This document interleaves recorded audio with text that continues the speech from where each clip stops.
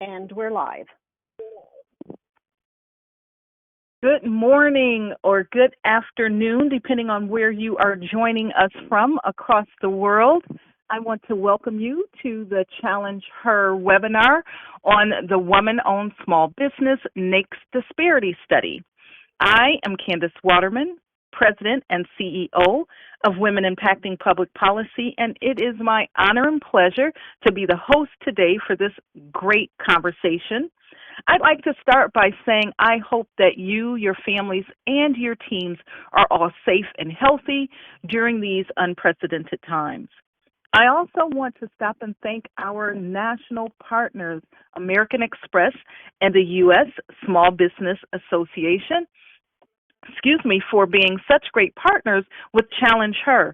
This partnership has been amazing and has allowed us to serve over 21,000 business owners across the country during the inception of this really amazing program. Just to put our conversation in context, we have an amazing discussion ready for you today. Everything that has to do with the WOSB disparity study, NAICS disparity study, you are going to hear about it today. We are joined by Dr. Mark Turner, President and co-founder and co-owner of Optimal Solutions Group, and Patrick Delahanty, the Director of Economic Research with the U.S. Small Business Administration Office of Advocacy, and my friend Barb Carson, Deputy Associate Administrator, Office of Government Contracting, also with the U.S. SBA. This sort of triple threat, if you will, of great minds around this conversation are going to provide you with all of the information that you need in order to understand what the disparity study is, understand why it's important, and more importantly, to understand why your voice is so important in this conversation. Just as a reminder, WIPP was at the forefront of the WOSB federal contracting program and worked over 2 decades to ensure that women had a seat at the table from a federal contracting perspective. So your voice is critical to this conversation. With that, I want to turn it over to Barb so that we can get along with this conversation. So thank you all again for taking your time out of your busy schedules to be part of this great conversation. Barb, over to you. Thank you so much, Candace. It's such an honor to be speaking at the culminating event. 2 big milestones, years in the making, as you just described, Candace, are here. And one is the launch of the WOSB certification program, which was called for in the National Defense Authorization Act of 2015. And the second is the review of underrepresentation of women-owned small businesses in federal small business contracting, which is the topic of the day. As you said, Candace, the voices of women entrepreneurs are crucial to both of these milestones. We need your input, we need your feedback. We need to know how these policies and programs are affecting you and your opportunities in the federal marketplace. So we hope that one of the outcomes of today is that you will comment on the NAICS study, the disparity and underrepresentation, and that's what you're going to hear about from my colleagues in just a few minutes about what are the variables, the trade-offs, and the considerations that are in play right now at this crucial time. And Candace, I am going to take just a brief opportunity to share what is happening with the certification program before I turn it over to Patrick. And that is that as of October 15th, there is no longer self-certification for women entrepreneurs who want to participate in the Women-Owned Small Business Program. There's an important clarification to make, though, on what the program is. And one element of that is NAICS studies that are so crucial here. Contracting officers are authorized by the Small Business Act to set aside contracts for women-owned small businesses or create a sole source opportunity for women-owned small businesses if they are performing service or providing product within certain NAICS codes where women are underrepresented. And that is why it's essential that you know what is going on with those NAICS and how is SBA viewing disparity. So there still is another entire world of opportunity for women-owned small businesses to participate in federal contracting as a small business and for agencies to get credit for them as women-owned small businesses. That's outside the program. What we're talking about today is those underrepresented NAICS codes and the opportunity to have more limited competition for sole source and set-aside contracts. So if you're saying, wow, I'm a woman entrepreneur, I want to compete for those sole source and set-asides, and I am not yet certified, please know that you've got to take action. And you'll see information that is in the chat on how to do just that. The repository that SBA has had and that contracting officers used to check for your WOSB status is no longer the source for that information.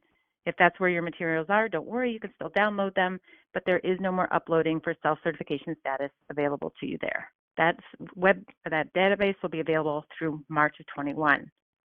What you do now is apply for your certification. The 4 third-party certifiers that SBA has worked with for years are with us. They will continue providing services, so you can go that route, or you can take advantage of SBA's new free certification process, which plan on approximately 90 days at beta.certified.sba.gov. I quickly went over these things. So to get more, I'm going to ask you to go to sba.gov/WOSB ready, WOSB ready, to learn more about the changes in the program, where you fit into it now, what actions you need to take. But that is why the NAICS study is so important, because it's going to determine who can participate and what more can we do. So I'd like to turn it over now to my colleague, Patrick Delahunty, who is the Director of Economic Research for SBA's Office of Advocacy. He's going to give you more background on the office itself and also previous work that the Small Business Administration has done with regard to underrepresentation and disparity studies in populations, including women, but also others. Patrick, over to you. Great, thanks, Barb, and thank you to Candace and Barb for having me on, and I'm excited to be able to speak with you here today. So just wanted to kind of talk a little bit more about what we do and why I'm here, to kind of set some context for a discussion on women-owned business. And I'll be turning it over to Mark pretty shortly, and he'll walk through the research that has been done so far, and then hopefully that will kind of lead to a good discussion at the end. But just real quick, I think I was glad that Barb reached out to our office, because I think we can provide a valuable perspective in this topic. So as Barb mentioned, our office, the Office of Advocacy, if you're not familiar, was established to be the voice of small business within the federal government. So we're a small independent office, and we're made up of a small team of attorneys and economists. And what we do is really 2 main functions. So we are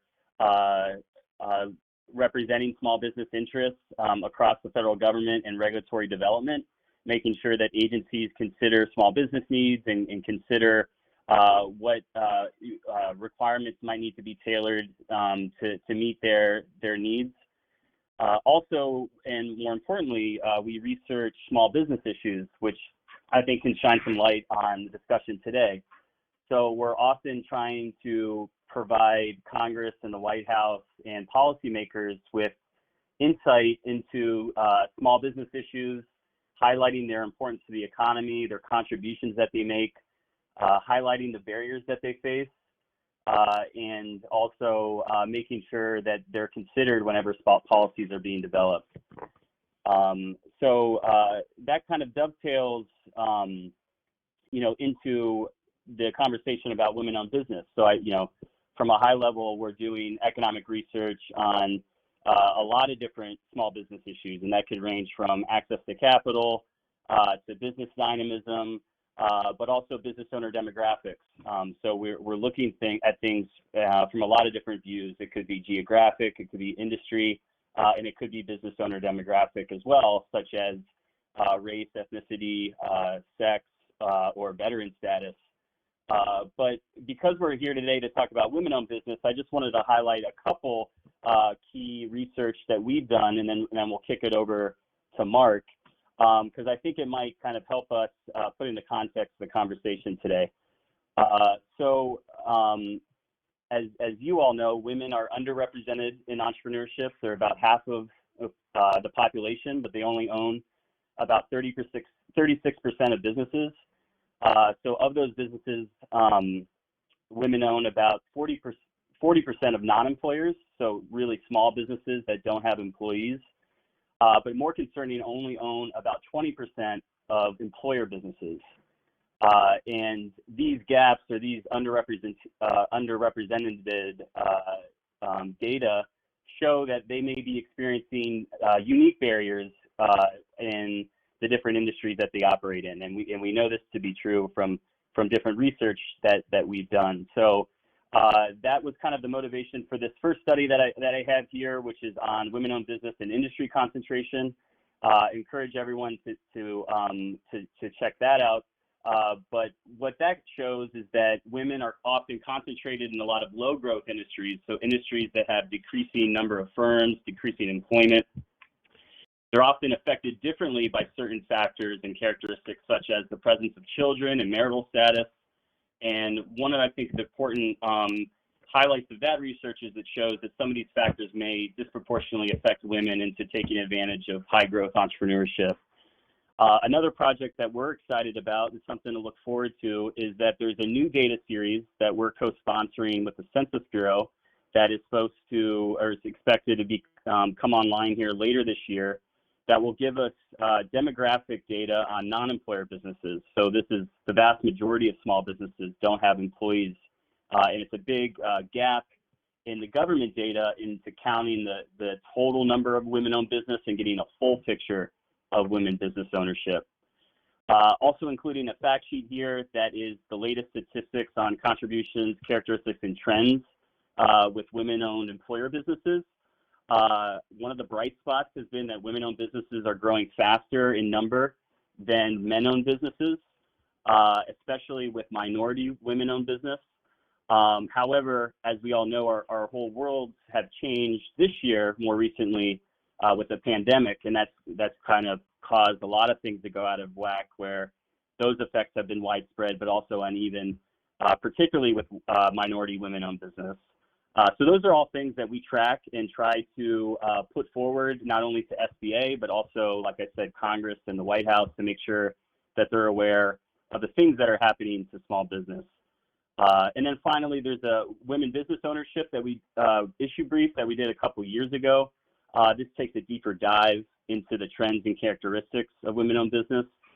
Because often if you're thinking about gaps and disparity and underrepresentativeness, you're trying to pull out what the factors and the characteristics are that might be driving those outcomes.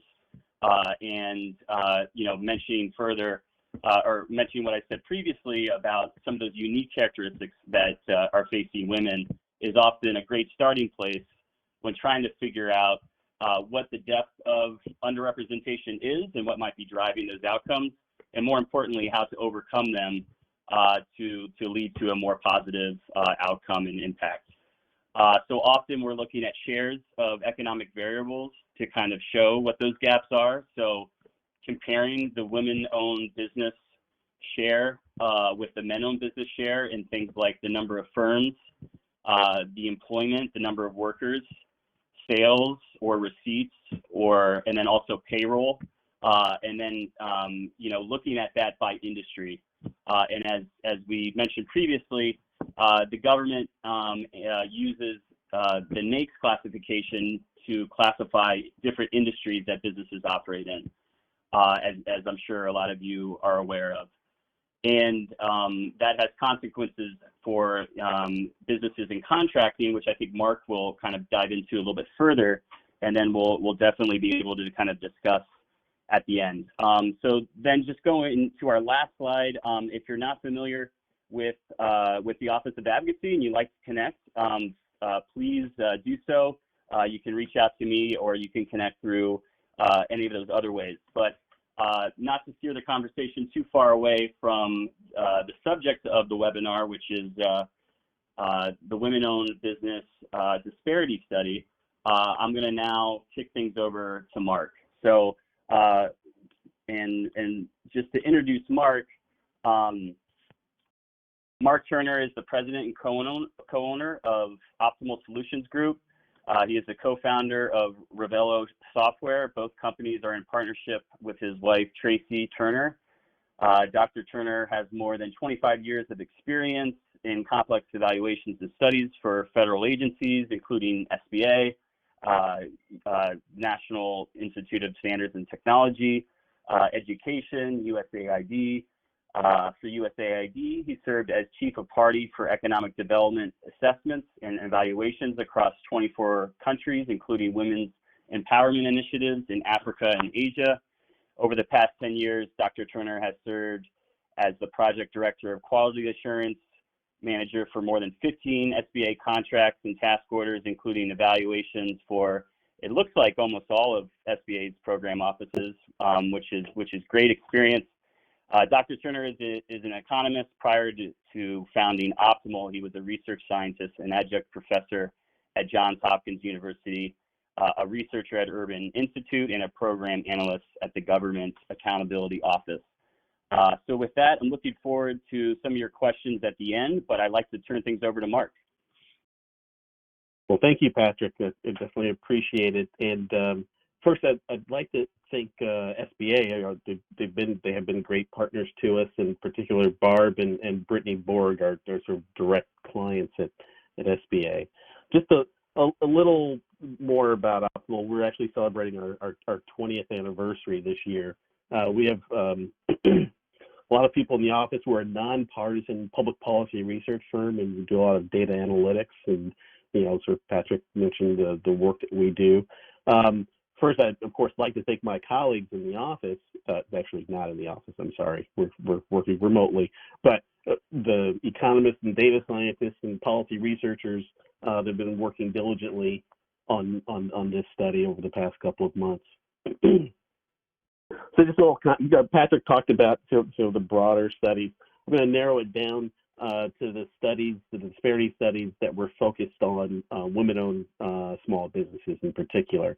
One was a study by the Department of Commerce, and they were examining kind of the drivers of underrepresentation for women-owned businesses, and they were using some regression analysis. They were using data from sort of FY 2013 and 14, and identified industries that were underrepresented or had where there was statistically significant lower odds of winning contracts.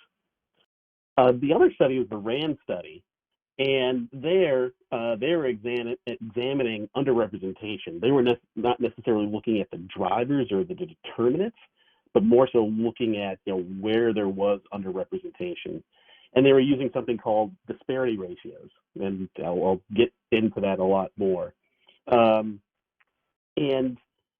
their data that they were looking at was from the fiscal year 2005 to 2006, and identified industries or NAICS codes where there was underrepresentation or substantial or significant underrepresentation. So our study is very similar to the RAND study, probably a lot more similar to the RAND study, because we're also examining underrepresentation of women-owned small businesses. And similar to the RAND study, we're using disparity ratios. One of the key aspects of doing that is first understanding, and this goes back to the broader disparity literature and court findings about identifying ready, willing, and able firms. So that's one of the key tasks. And then also looking at utilization. And utilization can be measured in different ways, but looking at the number and or the value of contracts awarded to women-owned businesses.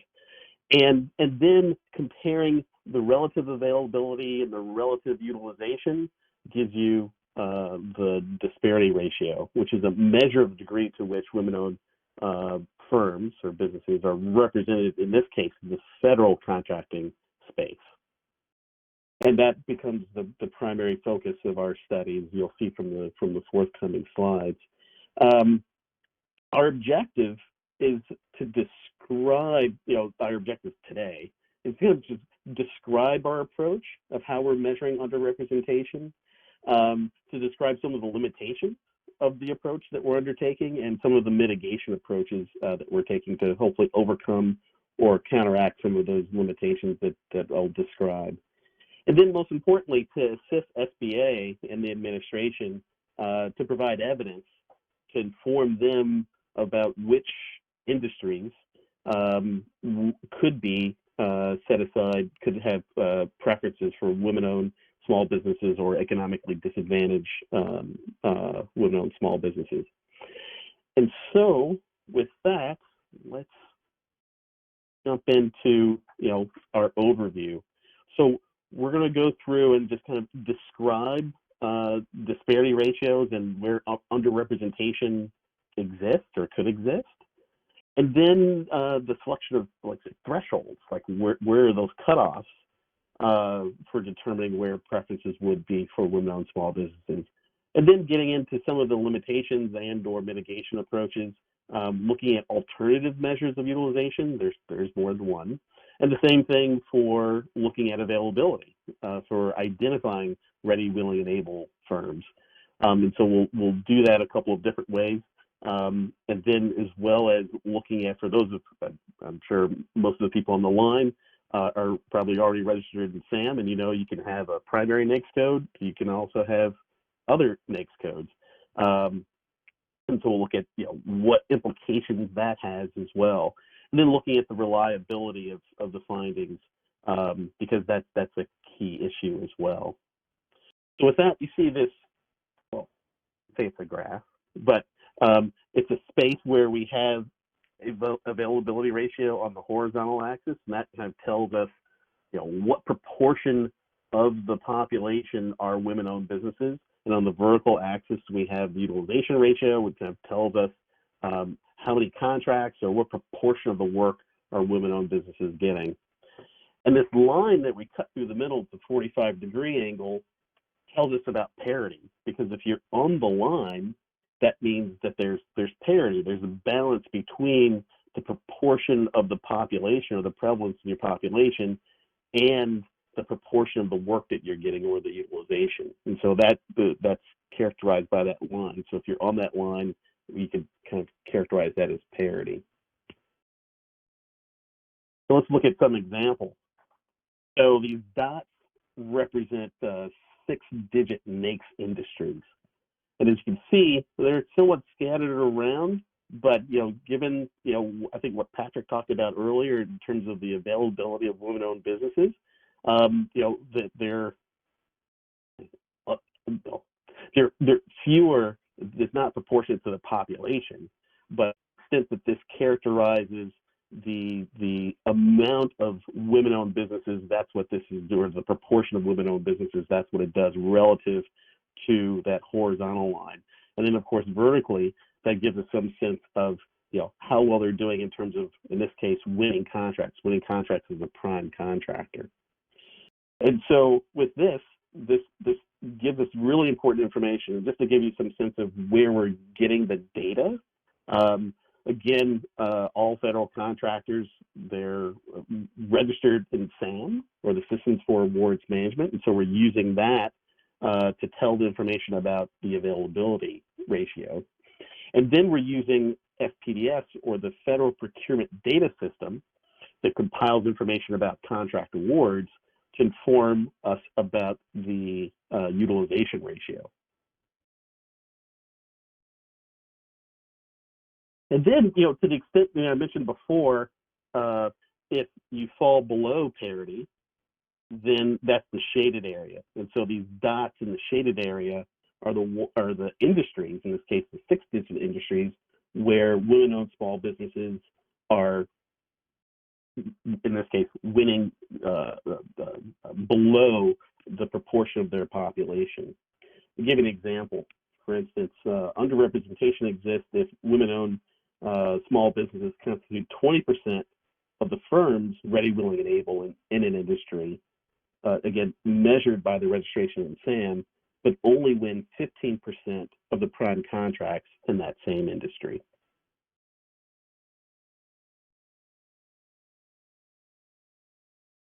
And here, one of the key things that the SBA and the administration will need to decide is where to set the threshold. They could set the threshold at 1, again, where there's proportionality, or in this case, where it falls anywhere below 1. The RAND study set a threshold for women-owned small business preferences at 0.8 or anything less than 0.8, as an example. And so anything that falls in this shaded area is less than 0.8 in those industries that are the dots, in this case, the red and the green, were recommended for women-owned small business preferences. And it's probably not the greatest color scheme, but there are yellow dots there in between that are in between 1 and 0.8. And there, in that case, they were not recommended, those particular industries. And then RAND also recommended a cutoff or a threshold for the economically disadvantaged women-owned small businesses. They set that at 0.5 or anything less than 0.5. And there you can see those dots in red that represents substantially underrepresented industries. And so again, that gives you a visual characterization of how these disparity ratios work and how they can be interpreted. Next, we'll get into some specific examples by looking at construction and retail trade. Here you can see, and hopefully you can see it in the graph, it gives information, in this case construction, about its the utilization ratio, the availability, about 10% in terms of women-owned businesses represent 10% of the firms in this industry. And then from a utilization perspective, about 9.2% of the contracts, prime contracts, are awarded to women-owned businesses, and then that results in a 0.925 disparity ratio. In comparison, you look at retail trade, and they have a lower disparity ratio. So you can see the utilization is let's see, it's 0.07, and an availability ratio of about 14%, resulting in the sort of 0.5 disparity ratio. And here, again, the goal is to understand some of the implications. This previous graph was kind of, again, going in the mode by looking at a couple of the industries at the 2-digit level, and then trying to get an understanding of where they fell in this space in terms of relative to those different thresholds that could be determined. This next graph is intended to illustrate looking at construction again, but looking at alternative ways of measuring utilization.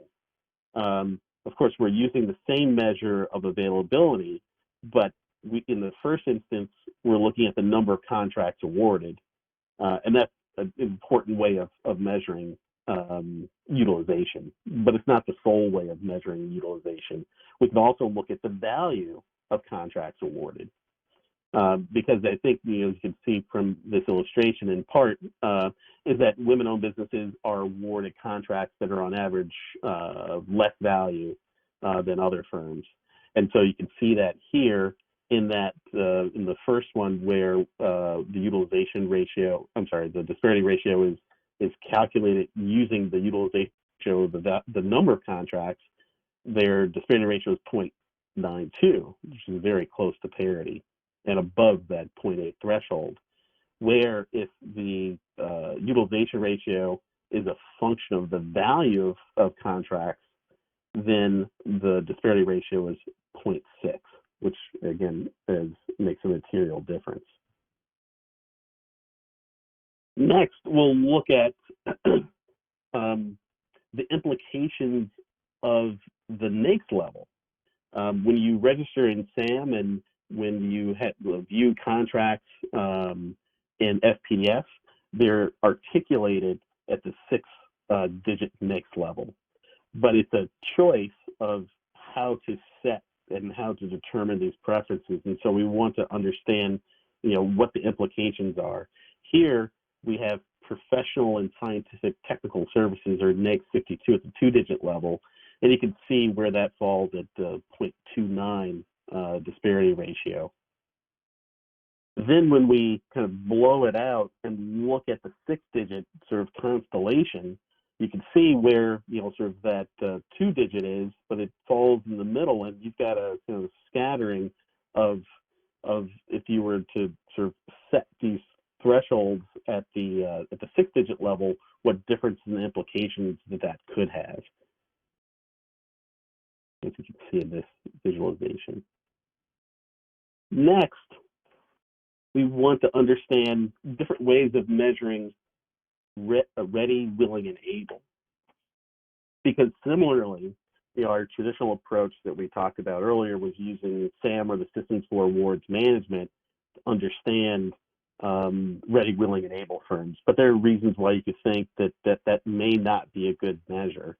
And so we want to look at alternatives. It could be a case that sort of registering in SAM is difficult, or the deterrence from registering in SAM, and/or they're firms that are qualified to do the work, they're just not currently registered in SAM.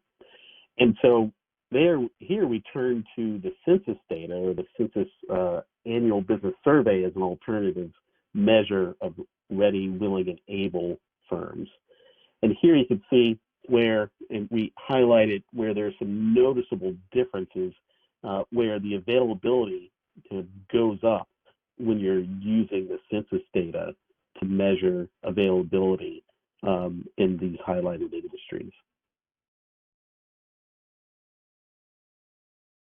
Another aspect is, again, going back to SAM as a baseline of ready, willing, and able firms, is looking at trying to understand what the implications are of, say, just using the primary NAICS code, or using the full range of NAICS codes that firms do select in SAM. And there, here you can see that there are differences. If you kind of drill down, you can see the differences in the availability ratio, and then the resulting differences in the disparity ratio. And of course, some of those differences have material effects, as we've highlighted some examples in this visualization. Next, the other issue is reliability, and the reliability of findings. The issue is, of course, particularly if you want to be very granular and set the preferences based on the 6-digit NAICS. Again, there are benefits to precision, because you're able to identify, where there are disparities in a very precise way at the 6-digit level. But the challenge is sometimes there aren't that many transactions or contract awards, and that I guess is a challenge when it comes to interpreting the reliability of the findings, particularly in any particular year. And so you can see here that we've highlighted the selected number of industries, in this case in manufacturing, where there's very few transactions, or in this case contract awards, overall, or to women-owned businesses. And lastly, another aspect of reliability is understanding, the distribution and/or just the distribution of contract awards. This is not just concentrated on women-owned businesses, but I think it probably looks fairly similar for women-owned businesses as it does for businesses overall. And this just tells the story that there are a lot of businesses in the market, and we're only focused on, in this case, prime contracts. But there are firms winning prime contracts, but the vast majority of firms that are registered in SAM and that are deemed ready, willing, and able are not winning prime contracts. And again, that kind of plays a role in understanding the reliability of any findings that we might have. And so we have a number of mitigating approaches that we're undertaking Some of it that I've kind of described in terms of looking at the story in different ways, understanding the disparity ratios in different ways is a part of our mitigation approach. Aggregating information over years that will increase the sample size as well as make more reliable findings, particularly if they're consistent over time, is another mitigation approach. But with that, I'd like to turn it back over to the next person to, of course, and really look forward to answering any questions that you might have.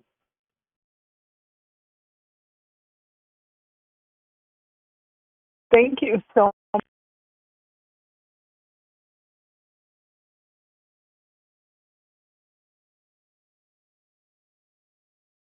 Candace, I believe you're on mute. I had a couple of quick questions for you. Barb, I think she's going to join me too. We've been answering questions that are in the chat. My question for you, well, the first question for you is really relative to the thresholds you, and in particular, the responses that you're looking for in question 3, because they appear to be a little technical from a public perspective. So I just want to add some clarity around that. You know, certainly we want to make sure that the thresholds that SBA are using, that SBA uses, are not sort of unduly restrictive, right? As it was somewhat in the case of the first interpretation with the RAND study, as you talked about, but really mirror this sort of current methodology that's in place. And so can you talk just a little bit more about why the thresholds are so important, or what it is in particular from a response perspective as we're thinking through how to craft these responses, the information that you're really looking to glean from the response? So I am not a lawyer by training, and some of this, I think we've worked on disparity studies at the sort of state and local level. And of course, some of this goes into sort of the legal foundations of, and then the evidence of that would support the desire for preferences or set aside program. And so I think that kind of underlies, you know, sort of more from a foundational aspect of the determinations. You know, our goal is to provide the evidence and the full set of evidence, hopefully, that we're able to kind of illustrate of what, of, you know, how we can measure disparities, and then of course different ways, reasonable ways of understanding and interpreting disparities as well. You know, we talked about looking at the number of contract awards versus the value of contract awards. And so I don't know if, did that answer your question? It puts some context. I think it adds a little bit more context around it. Again, I think that it's just that, you know, we would really want to make certain that it mirrors the current methodology, if you will, and not, you know, provide those, as I said, unduly restrictive situations around it. We do have a question that came in from our chat, and it is from Jorge Bruno. How do you define contracts awarded? Oh, okay. So, yeah, there's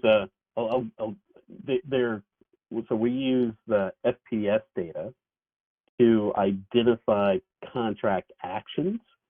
And then we have to, essentially, we don't want to double count contracts. And so we have a way of aggregating the data so we're only counting a unique contract. So we're only looking at, for example, you could have a contract and several modifications. We're only looking at, say, that just unique contract. Okay, so And I interpret. I'm sorry, I didn't mean to cut you off. Oh, and of course the not all contracts are in FPS, so that's subject to some condition. And then also we're only looking at prime contracts as well. Okay, gotcha. So it is, to your point, even if a contract has multiple elements, it's the contract that's counted. So we're not double counting and counting that one, not necessarily all of the elements therein. Exactly. Okay, perfect. There's another question that says, am I correct that a disparity ratio at 1 would include more NAICS codes than the one set at 0.5? Oh, of course, yes, it would, because you would be looking at anything presumably less than 1. And so, yes, there's a larger space underneath the graph, and you would be encompassing all of those that are less than 1, presumably, or 1 or less than 1. And then, yes, there would be more NAICS codes that would then be qualified for set-aside programs. Okay, perfect. My next question for you is particularly related to question 4 of the questions that where you all are seeking comments, especially because, again, like not understanding sort of economic methodology, but really putting this into context as to why it matters around the treatment of low volume NAICS. And so I would presume that, we think these NAICS should probably be treated different, but want to make certain that realistically, right, the maximum amount of NAICS codes are eligible for the program as it relates to being underrepresented. Is there any additional clarity that you can provide around the context around why this really matters, meaning the treatment of the low NAICS, the low volume NAICS? Sure. I'll give you a hypothetical. Like, say, for example, you have an industry, let's just say the cutoff is 1 or less than 1, but you had, and I think we were looking at an example where the disparity ratio was like a 0.92 or say 0.95, so it's pretty close. But if that's low volume, there aren't that many transactions, and we're measuring utilization by looking at the number of contract awards. You can go from, in some particularly 6-digit NAICS codes, you can have very few transactions in a year, and it can be somewhat arbitrary from one year to the next. And so that arbitrariness kind of brings in, how reliable is that determination of it falling below and or above that threshold. And so we want to understand, almost from a statistical perspective, but also from a, almost an operational perspective, how arbitrary is it in falling above or below some threshold, given it's so close. And so there are 2 aspects that you're taking into account: the closeness to, say, the designated threshold, and the amount of transactions, or in this case, the number of contract awards. Gotcha. Thank you so much for that. Yeah. So our goal is really just to flag those, so that SBA can make a determination of how they want to proceed. Great. Perfect. Thank you so much for that clarification. We have another question. This is, I think, relative to the discussion or definition around defined contracts awarded. And the follow-up is, are you counting delivery orders as separate contracts or adding them to the base award? You're talking in the context of IDIQs or task orders, or are we talking just this would have been around the follow-up to the how you define contracts awarded. Mm-hmm. I think, again, if we're, I'll just give examples. I think, we are counting unique. We actually, we went through this exercise with SBA, our client Brittany Borg, on some previous task orders. And so, yeah, we very carefully defined, in line with sort of SBA's sort of prescribed approach, defining a contract. And like, say, for example, if it's option years, that I don't think that is not, those aren't multiple contracts. That's still just one contract, as an example. Gotcha. Okay, so the one. All right. So I was just looking to see if there were any additional questions that were here. I don't see that any. Barb, did you happen to capture any questions that I was not able to?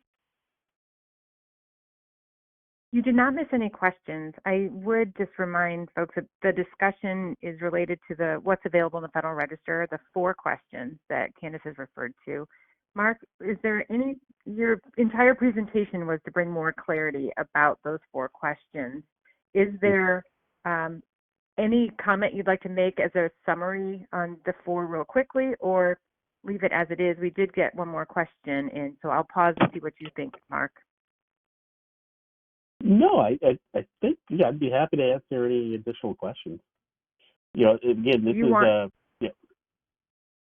I was going to say, of the 4 questions, is it possible to give a real brief synopsis of them once again, the variables and trade-offs point of view, or would you say that's basically what you've just talked over in the last 40 minutes, which has been great? Sure. I don't know if I'll do it in exact order. Okay, go ahead. But to the extent that we talk about the trade-offs of selecting a threshold, that's largely a policy decision. And again, we've had extensive conversations with Barb and others at SBA about what the policy interpretation is. I used to teach public policy when I was at Hopkins, and again, it's not something that can be determined from a purely scientific perspective. It's really a conveyance of values or policy values. And so that's when it comes down to the threshold. What we're doing is looking at where industries fall relative to these disparity ratios as an approach. And I think as it relates to the other aspects in terms of we classify these as alternative ways of measuring utilization and alternative ways of measuring availability, again, those are reasonable approaches, and the whole idea is to be able to look at the full constellation of evidence, and then to be able to make an informed policy decision or evidence-based decision based on the evidence. And so, that's really the synopsis across all of the different aspects that we've talked about today. Hey, and this is Pat. Just to add to that, I think just important to reiterate, if the small businesses on the call feel like they don't have the technical knowledge or expertise to answer specific questions that are asked in that notice, I still think it's worthwhile, and I'm sure SBA would agree, to provide whatever information you think is important for SBA to consider in order to do this right. So we've already heard a couple things that I think are important. So, we heard that, whatever threshold's decided, it shouldn't be too restrictive. We should try to maximize eligibility as much as possible. So feel free to challenge assumptions, to ask questions, and really, I encourage everyone to comment. I know the comment period is still open. So, we're an independent office, an advocacy office, and we always encourage small businesses to make their voices heard, and really put forward information on your experience, the different challenges that you face as you compete, and make sure as analysts, as SBA on our side, that we're capturing that right. And it'll be our job to make sure that we capture all that information correctly.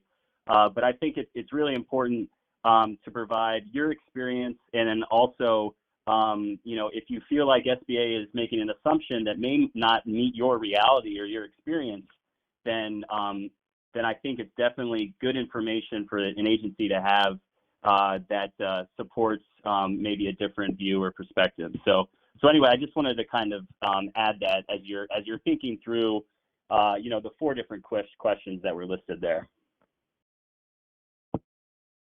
Patrick, thank you so much for that. I think you just added such clarity around the point of just make certain that we are in this conversation and providing our feedback so that you can take these additional considerations as part of the whole puzzle, right, as you're putting this together to ensure that the program is where it needs to be or what adjustments or changes need to be made.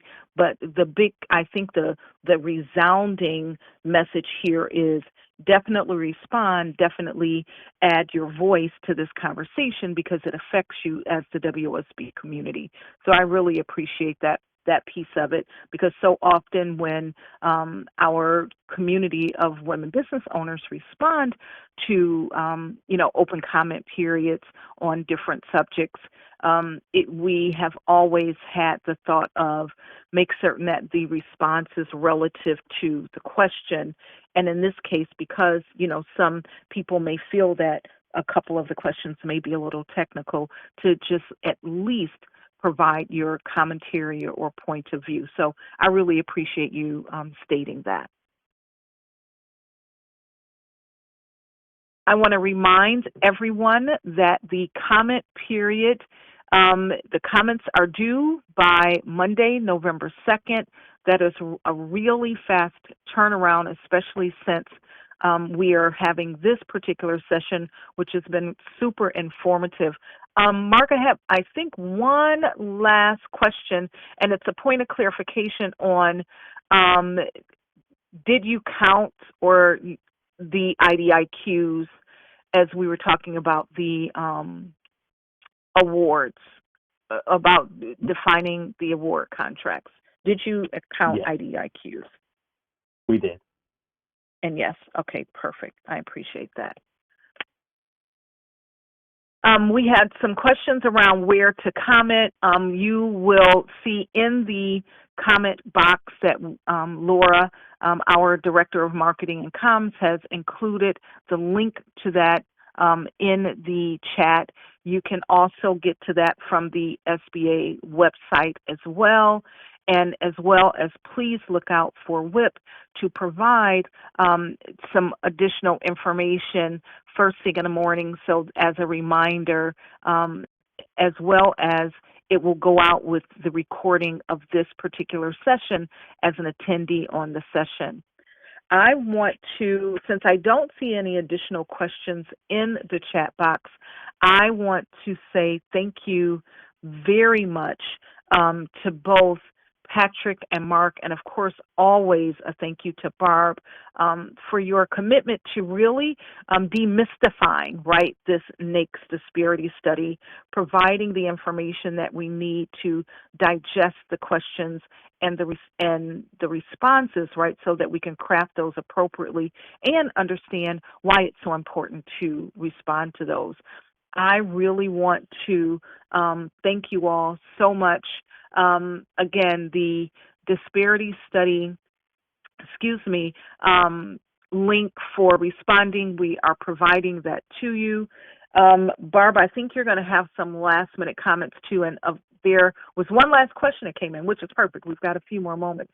The question is, did you subgroup the data by agency? For example, an agency awarding contracts and construction and professional scientific services may show a lower disparity in 54, right? When you're looking at NAICS 23 and 54, right there may show a lower disparity.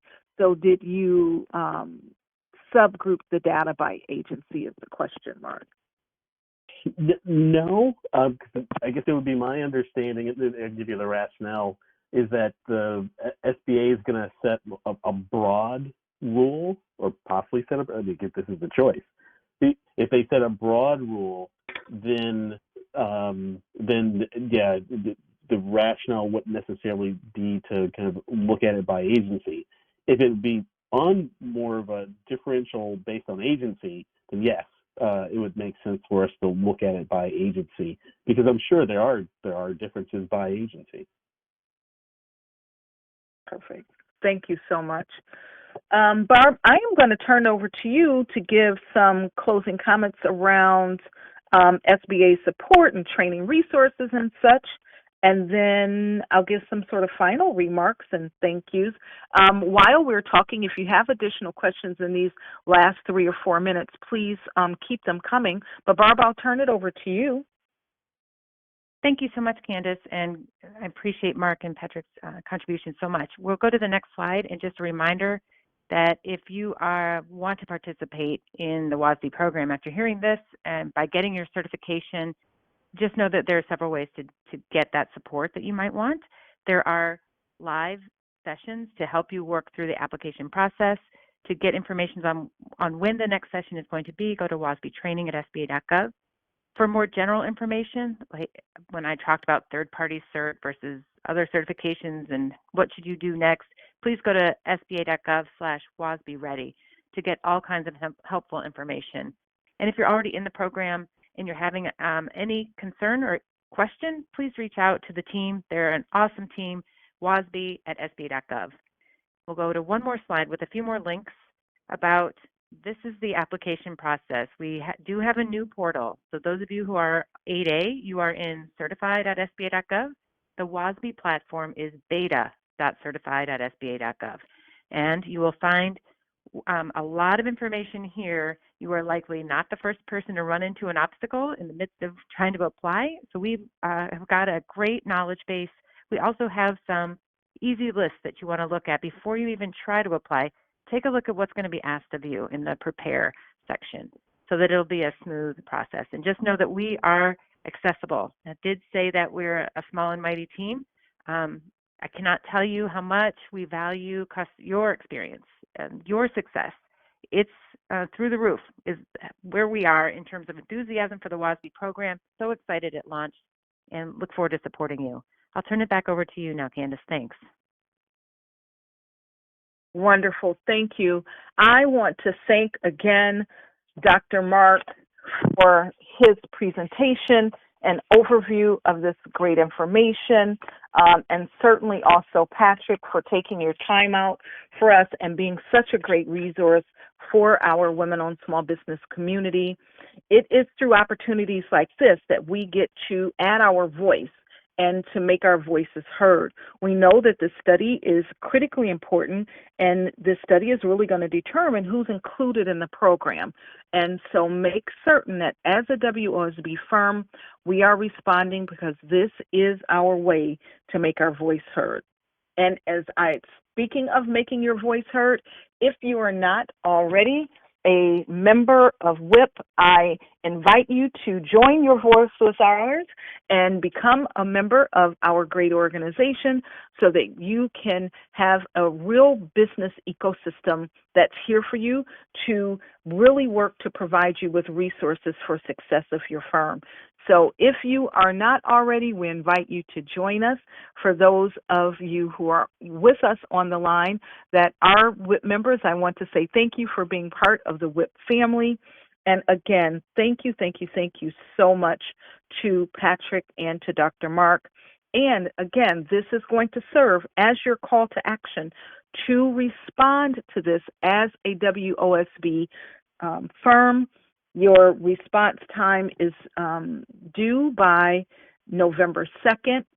This is, as I said, the ChallengeHER program is a great partnership between WIPP, American Express, and SBA. So we invite you to access our catalog of amazing resources, and you can get that online. So we invite you to access our online, on-demand resources for you. And again, make your voice heard with respect to this study. And I just thank you again. Barb, do you have any final closing remarks before we let everyone go? Just one, Candace, that these comments are responded to. We have to take in and reply to that demonstrates we considered, and that will be available at regulations.gov a period of time after, obviously, this closes. So I want you to know it's a fully transparent process, and thanks so much for your input. Thanks, Candace. Oh, thank you. Thank you again to all of you on the line. We had over 500 people on the line with us who were very interested in this conversation. We thank you for taking your business in your own hands. And now let's make our voices heard collectively together, and so that we can ensure that we have a very efficient and effective WOSB federal contracting program. So thank you to all of you again. Thank you to our speakers, and I wish you an amazing rest of the day. Thank you. Thanks, everyone. Thanks. Have a great day. Bye-bye.